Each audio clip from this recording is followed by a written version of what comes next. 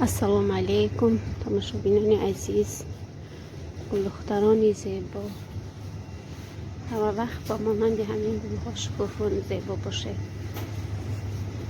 مسکن آمدم مغازین خرید میکنم و خواستم کمی هم شاید صحبت کنم درباره کارم. امروز در میزنی من چی کار میکنم، چه کار چه خیل، مثلا پیشروی های کاری من چه خیل در بهمیکن هم گفته میگذارم. من دوستان عزیز در کمپانی فدرلیگ این حال کار میکنم. دیرکتر در کمپانی فدرلیگ میباشم. خواستم امروز کمتر درباره آدمگری و کمتر درباره کار و کمتر درباره معامله بین کارگرای بین مثلا درجه تلفن بیده چی هایی که هستن که بار روان میکنیم اونقدر معامله خوش ندارن با آدمایی که باره ما میگیرن گروه رفتار میکنن. باز هستن ما درجه تلفن بیده چی هایی که شخصانی بهترینی که مثلا معامله بهتری ندارن. مثلا باید به فرقش نکی و کی چی در کجا رجیستراسیون شدگی با کی کار میکند نکی وظیفه خودشان مسئولیت حس میکنن، کارشان بهتر میبرن. تاجیکستان با روان میکنیم و تمام شهراش علاقه در همین مدتی کوتاهی که من کار میکنم. من در همین 6 ماه دیرکتر شدم. 6 ماه کاریمون یکی 10 کاتالوگ کار کرده. دیدم مثلا با آدمانی خوردیم که بهترین ها هستن. مثلا چرانگیز جعفرآباد در مسکو خوردم. زنه که بسیار خاکسار، زنه که بسیار مهربان. نکی همین پونگ بیده چه با گفتنی هم که وقتی که ما بار روان میکنیم ما نمیدونیم خیلی چه ریز تلفن گم میزنیم، واتساپ خطیم یا که تلفن خطی صحبت میکنیم. یه خیالشون علاقه معلوم که آدمای خوب هستن، گرچندی که ما در پشتی تلفن نمیبینیم که ویا چه خیل خوبن، گندن، چه خیلی سیما دارن، سیمای ظاهری هاشون چه خیل. یکی اوجه از همون سلام علیکی که با ما میکنن، رفتارهایی که نسبت ما میکنن، ما میفهمیم که ویا چه خیلی انسان ها هستن. امروز گفتنی هستم که دیروز با من واقع رخ داد که همین پونگ بیده چی وقتی که من با روان کردم باید آدمی که من روان میکنم رفته میگرفت. من در اینجا گناهکار نبودم و همه خیل ساختکاری کرد که حیران ماندم که برای چه آدم اینقدر بخیلی میکنن، اینقدر نسبت یک دیگر ناحرمتی میکنن.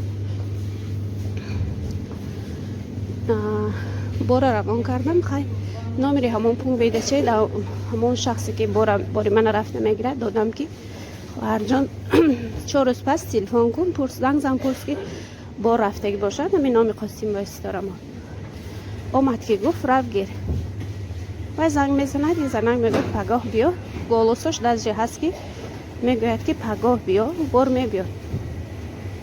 این دخترک میخیزد پگاه خودش نمیرد و اکش روان میکنه. اکش میرد و میگوید که نیست بار تلفن خطی بین هم دیگریشون نمیدونم چی گم میشه چی گم نی. من بخبر یکی در گروپ دیرکترها صورت من افسوشدنی و پرتفتن که هم خیلی آدم بوده سو پونگ بیده چی به بینی پونگ بیده چی ها گروپ بوده است. بین ما دیرکترها هم گروپ هست. وقتی پونگ بیده چی به افسوشدنی میپرتاد و همون آدمی پونگ بیده چی که باری من باید کرد که من همین آدم هم خیلی شخص در پونگ بیده چی من با روان کردگی و معامله خوب ندارد و وقت از اون که من قطعه یگان معامله کردگی نه، گپ زدگی نه. ماما آدمی که باری من رفته باید گیرد چه خیلی معامله کردگی چه خیلی گالوسش هم پرتاف. من همه دیدم. این زنه خودش گروهی بوده است، خودش به اویله به اندیشه همه خیلی چی کردگی پرتافتگی گشته بود. دامین دیرکترهای ما که در همون گروه پونگ بیدچی هستن و یا در گروه دیرکتر پارتفتن برای افزایش کردن من. همه باید که یک کسی ده یک کسی محتاج کار میخواد باید یک کسی نه یک کسی پس نمیده. من حیران شدم هیچ خیلی من این زنک وابشه چی نگفته. زنک خیلی من خیلی داد زده تو روسیه نمیدونی تو این خیلی گفته گپ زدگی در اونجا گلوسش آوردن که همین خیلی بیچاره اگه ایستاد از خودشه همین خیلی عجایب. من گفتم که خیلی میلش در خدا سپاریدم من از خدا کلانه نه که همون پونگ بیدچی ها و من از همین کانال یوتیوب مراجعت کرده گفتنیم که بیایتون همه وقت باید که معامله کنیم انسان بودنمون فراموش نکنیم. من دیرکتر شدم تمام یا که من پونگ بیدچی دارم تمام باید دیگرای آدم حساب نکنیم. نه باید هم دیگر احترام کنیم هم دیگر حرمت و احترام کنیم. اگر مثلا باز به قلوه بلند میرسیم من کماندم رو سخت دوست میدارم چون که مرنگ گپای خواهر شده که من یکم وقت وایای افزوجدنی پرتفته مثلا پس نمیزنم دلیچکاشون چی و ای دارن لیچکاشون گپ میزنیم میگیریم خیلی در گروه یکم کس یکم پرابلم چی نمیکنه. همه خیلی دوستان عزیز همه قدر دینه بگوزیق شدن که برای چی وقتی که من خطی وای زنه گپ نزده و دیگر کس خطی وای گپ زدگی جنگ کردگی می نکردگی من نمیدونم یکی خطای کی بود من نمیدونم من چون که در روسیه و در تاجیکستان لیکن هم خیلی معامله های میبینم هم خیلی بخیلی های میبینم حیران میشم که آخی من در همه آدم ها چی کار کردم چی بدی کردم من یکم بدی نکردم پرست آدم ها هر خیلی میشدین.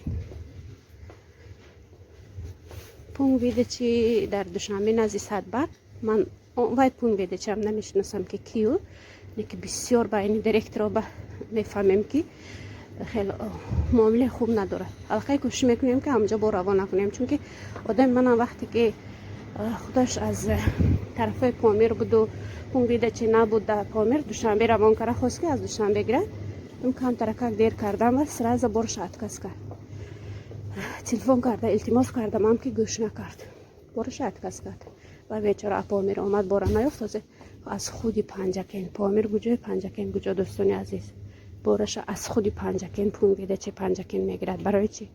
برای که معامله خوب دارد. پونگ بیدچی پنجکین در تاکسی ها داده گشت روان میکنن برای همین قدر فکر کنید تا خرید یک شده بینیدان که پنجکین در گوجه و پامیر در گوجه. برای همین پونگ بیدچی بهترین هستند بسیار بسیار هستند نه که انگوش شمار پونگ بیدچی هایی که معامله های گروهی دارن. در قرغان هم هست گفتن ما بین دیرکترها میگیم دیگه مثلا در گوجه پونگ بیدچی نقص است در گوجه مثلا معامله بزیب دارد همشه بین دیرکترها حل فصل میکنیم. مثلا آدم ما میرن برای بر یا خیلش بیا من توی رجیستراسیون میکنم توفی خیلی میتیم پولی اون خیلی میتیم همه خیلی نوش هم هست. مثلا برای من احترامانه از هر یکی شما خواهش میکنم که این فبرلیک همه خیلی وقتی من مسکو رفتم حس کردم که یک اویله کلان در اونجا هیچ کس نمیگوید که تو کنسلتانت یا که تو ناتسیونالنی پارتیور یا که پارتنر اسما کلانی کلان نمیگوید. همه یک خیلی هم دیگر اچوش کرده تبریک کرده خورسندی یک کس به خورسند شده همه خیلی یک اویله.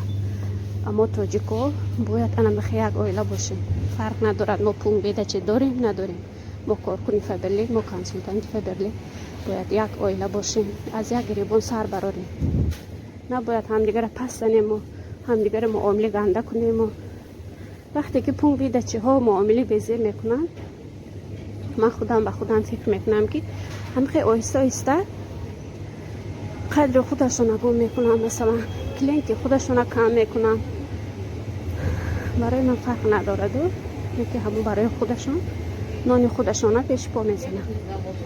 من هم باره باید میگرفتم اتکس کردم من گفتم پولی اتکسش میتم کارتا تا پارتو میپارتو نکی نپارتو в کارتاش حالی بای بار چی میشه چی نمیشه نمیدونم نکی بسیار بسیار مزیق شدم. برای همین اشربی کردگش من هیچ وقت وای آدم بخشیدم. 3 بار بخشش پرسیده باشم من از خدا کلان من بخشیده میتونم. باید وای بخشش میپرسید نه که من بخشش پرسیدم. باز در کار شوید میپرسم نه که هیچ وقت وای انسانی سال نمیکنم. هم خیلی انسانایی که معامله خوب ندارن، اویلای اندیشه ندارن، همه فقط همین روزشون فکر میکنن. امروز مویده چی داریم کار یک کس میافتد تمام باید که از خدا کلان باشه.